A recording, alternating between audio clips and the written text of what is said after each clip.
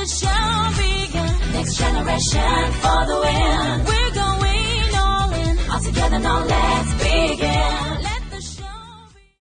So we're here in the WiT studio with Aloke Bajpai, Chairman, Managing Director and Group CEO of ixigo. Aloke, thank you so much for doing this today. Thank you for having me here. I want to start by asking you about the successful IPO that you've had. Congrats, by the way.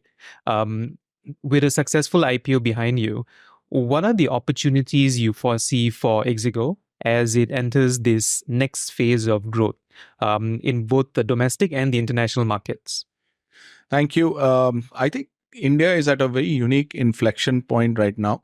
Right. If you look at the per capita income in India, it's close to the $3,000 mark, and it's going to get to $4,000 mark over the next 4 to 5 years. And when that happens, typically discretionary income starts to flow into categories like travel in a much bigger way than earlier. And this is something we've seen play out in China, in Southeast Asia, and other markets. I think the segment of the middle class that's actually having huge aspirations today, is undergoing a mass premiumization, in terms of demand. So the folks who used to travel, let's say on a non-AC rail ticket, are buying a AC rail ticket, right? The folks who traveled on AC rail ticket, many of them are starting to buy a flight ticket, right? And many people who are buying flights in domestic are going international. Yep. So I think this all layers or stratas of demand are actually premiumizing to some extent. And ixigo is a great example of how if you play at the right space, because for us, rail has always been a very large contributor to our growth because we focused on it very early. We solved for utility problems, not just transactional pain areas, but also solving for where the train is, whether your ticket will confirm or not, Right. and value-added services that allow you to get a full refund or a flexible ticket. So that has contributed to our growth. And now we are seeing large growth coming from tier 2, 3 markets, which is our dominant sort of play into flights. Most recently, we've entered hotels, and that's going to be one big area of focus for us over the next year or two. Right. Yeah. And so those are the opportunities. Opposite end of that spectrum, challenges that you foresee with this. Yeah. So I think, there is one aspect of India which, I think most companies do not appreciate much and have not sort of thought around, is that the winners in India need to do things in a very Indian manner, right? Which means you need to solve those problems not with the Western template on. And again, the example is like most OTAs were built with a flight plus hotel approach globally. Right. But at least in our case, the story is centered around rail and bus as opposed to, flight, because only 4% of Indians actually fly, right? So when you look at the challenges, there are unique opportunities in India which need to be solved with an Indian mindset and which need a very uniquely Indian solution, right? And for that, you need to appreciate and empathize with the customer pain areas in every vertical, which are unique to India, right? So I'll give you 1 or 2 small examples on how we solved certain things. So finding a train ticket is a pain in India because most trains get waitlisted and you don't find enough space. Right. We actually started looking at combinations between various stations and various fare classes to identify that inventory which was still available and started showing it. It's what we call jugaad, train jugaad, right? Which is essentially like a typical Indian term to find something which is non-trivial to find, right?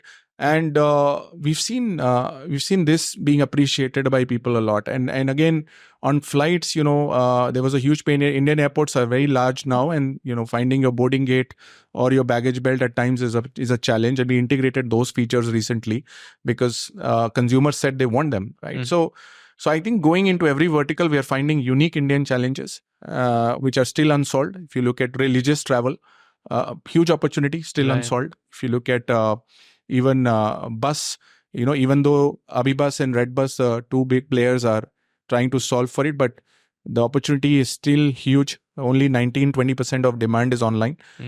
So I think these remain the challenges to overcome. Right. Yeah. What would you say is the key differentiator when it comes to India and other regions or other countries? Like if you could pick the one thing, the top thing, what would it be?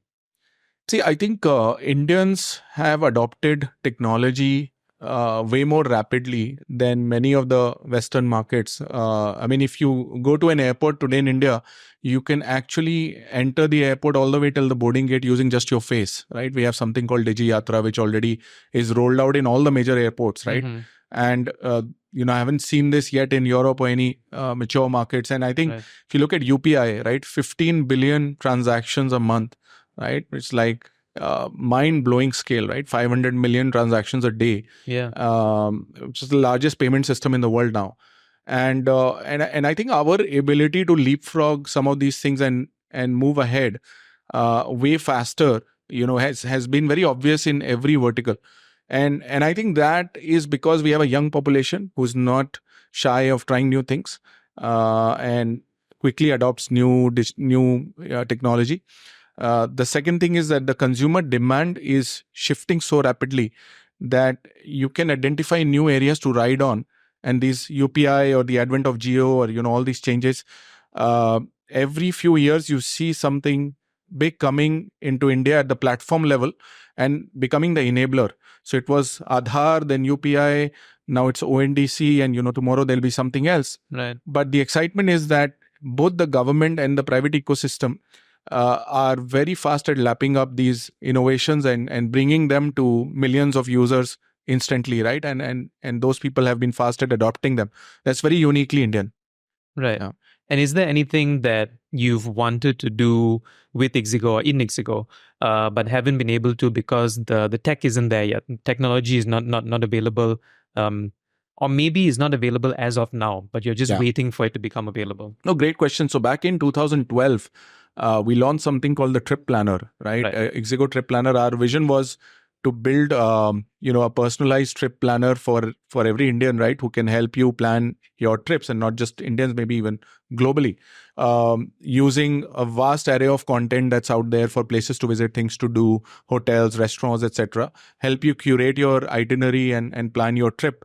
Now, historically, that's been an area with the biggest dead pool of startups because everybody wanted to do trip planning. Right. But the technology, because it's a NP hard problem given the constraints and the kind of trip that you want, and it's not necessary that your Spotify playlist or the kind of emails in your inbox will be a good indicator of what kind of travel you want to do, right? So in that sense, I think ixigo Plan, which we launched last year, which is a AI-driven, LLM-driven model where we try to help you plan a trip based on constraints that you can interact naturally with and do it in a visual manner. That's that's one step forward. But our vision still is to at some point solve for trip planning, because it's definitely something that will improve the customer experience. And so far we haven't been able to do that.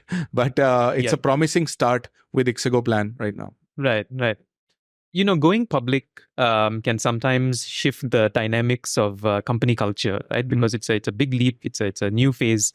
What kind of company culture do you cultivate, and what do you want to maintain as a public listed company? See, I think as long as you've been running your company in a manner where good governance has always been important for you as a founder, whether you are private or public, as long as from day one you have had an approach where you've kept high standards of corporate governance. Like in our case, we had a Big Four auditor back from 2011. We had an independent board for 3 years prior to going public. We had started operating like a public company back in 2021. And we had started internally presenting our quarterly financials to our board every quarter back then, even though we went public this year. I think if you are able to build those things much before you actually go public, right, the transition is much more smoother and you don't feel as much of a difference. I mean, if you ask me, a lot of people asking me what has changed between then and now, and the actual answer is nothing much, right? Like, I mean, in terms of how we run the company, we've always been running it very close to how a public company gets run. The only difference is now, of course, you have to maintain certain, confidentiality / care in terms of what you disclose, how you disclose it, how you communicate to the outside world. I think that's something that has changed. But culturally, nothing has changed. I mean, we've always said that building the best customer experience requires you to be extremely customer obsessed and have huge empathy for customer pain areas. that's something which I think will define, our existence for decades to come, right? I don't think that's going to change just because we went public, because it starts with building the best customer experience, flows into revenue, flows into profits, flows into your stock price. Right. But the most important thing is where you shouldn't take the eye off the ball, right? So that's how we think about it. Right. And now ixigo has a massive user base, and you've got access to a wealth of data, right? That comes along with that user base. Are there any new personalization features that are coming up on the horizon by tapping into the data that you have? Absolutely. So look, we do more than 400 million annual active users. Close to 80 million monthly active users. Yes. So we do have a lot of users and a lot of data coming in. Massive is an understatement. Yeah. We've started using a lot of that to actually do two things. One is personalize the deals and discounts that we show to people. It's something that's already live. The pricing on our value-added services, including ixigo Assured Flex, as well as the recently launched Price Lock. I mean, these kind of pricing are all determined by data science models based on historical trends as well as your behavior on the platform. Right. So I think if you look at the train location problem, right, it's a massive data problem because we use crowdsourced data from millions of people who are actually traveling on the trains to tell other people the prediction for the time at which the train will come at the next station, right? Mm-hmm. Now, this problem needs billions of data points a month, right? Because every train is moving and we are collecting that data. Yep. So I think we already leverage a lot of that. In the dream world, we want to leverage it further by actually making the user experience, whether it's voice driven or whether it's UI driven, much more personalized as well. Mm-hmm. The front end needs to be talking to you in a manner that you can relate to. Yep. So that's something we are working on right now, especially with voice. We are actually spending a lot of time there. Yeah. Right. When we look at travel, it's such a vast industry with so many different compartments. It's kind of, I wouldn't say fragmented, but there's so many different things working together, right? Yeah. And it's easy to benchmark against companies within the same vertical. But I wanted to ask you, what is a company outside of travel that you admire and you would not model ixigo after, but you admire as a way of doing things that you would benchmark against, if there's any, if any? Yeah. So I think for a long time we were following how Apple does things, and more recently, if we look at Elon Musk and his companies, they're huge inspirations on being able to execute with that kind of speed at that kind of scale. Right. It's mind-boggling. I mean, I was reading somewhere that even companies like Nvidia, when they're joining hands with Elon to create a data center in 19 days, right? From idea to a data center live From with scratch, 100,000 H100 cluster up and running and this is hardware. This is like building, a data center with cooling and everything in place and the power center around it in 19 days flat. It's very inspirational, right? I think if you're passionate about an idea and you can get the resources lined up around it, mm-hmm. You can move quickly to execute. That's very inspiring for us. Yeah. Right. It also hits that perfect intersection of inspirational / crazy idea. Yeah. Because that's always the perfect combination. Absolutely. Right? Yep. Of course, you have a strong presence in India, but are there other plans for international growth at the moment? See, we are already catering to Indians traveling abroad. The outbound, in fact, international flight bookings for us has grown by almost 71% in the June quarter, year on year. 71% year on year in the June quarter for international flight bookings on a gross transaction value terms. And we continue to see strong double-digit growth right around that. Can I pause you for 1 second and ask, were you expecting the 71%? Not at all. I mean, in fact, the last fiscal year, it grew 100% year on year Right. in FY24 versus FY23. Right. And we expected that was probably because of the COVID bounce back and it's going to slow down a bit. Yep. What we didn't expect is that it would continue at the 70% plus level. And I think it's two things are driving it. One is that the domestic fares and domestic rates of hotels are actually a little higher than, in fact, almost 15-20% higher on the hotel side and almost 30% higher on the flight side compared to pre-COVID. And when people are comparing making an international trip versus making a domestic trip, the price difference is not that much right now, especially for going to Southeast Asia or Middle East and taking a vacation or short break there versus going to Goa, Kerala. It's a hard decision right now. In fact, it might be cheaper at times to go to Southeast Asia, Vietnam or Cambodia or whatever, right? And I think that is leading to more stimulus for international trips. The second is visas, right? So if you look at Sri Lanka, Thailand, Vietnam, Indonesia, it's either a free visa or visa on arrival or like visa in 2 or 3 hours from applying. Indonesia is like very smooth now. So I think those things are helping a lot. 60 plus countries have either a free visa or visa on arrival for Indians. And I think as that grows more and more, tier 2-3 markets, by the way, are growing way faster on international than tier 1 markets. Right. Although from a smaller base, but we've seen cities like Lucknow and Kochi grow at 30-40% year on year. And it's very impressive what's happening there. Right. Yeah. And going back to the international expansion that you were talking about before I cut you off. Yeah, so I don't think in the short term we are thinking of like launching abroad or something like that, right? I think we are very focused on India. We are extremely focused on, in fact, the next billion users, the people who come from tier 2-3 towns. 94% of our transactions actually have a tier 2 or 3 leg on one side. And I think there's a lot to do still within this audience, because the more we look at it, the more underserved it feels like this audience is, right, in terms of their travel needs. Right. So we will double down on the categories like trains and buses and also selling more flights to these users coming from smaller towns. We will also, of course, try to grow our hotels business, which is very new. But within that, there's enough opportunity. Right. My last question would be, what does next generation mean to you?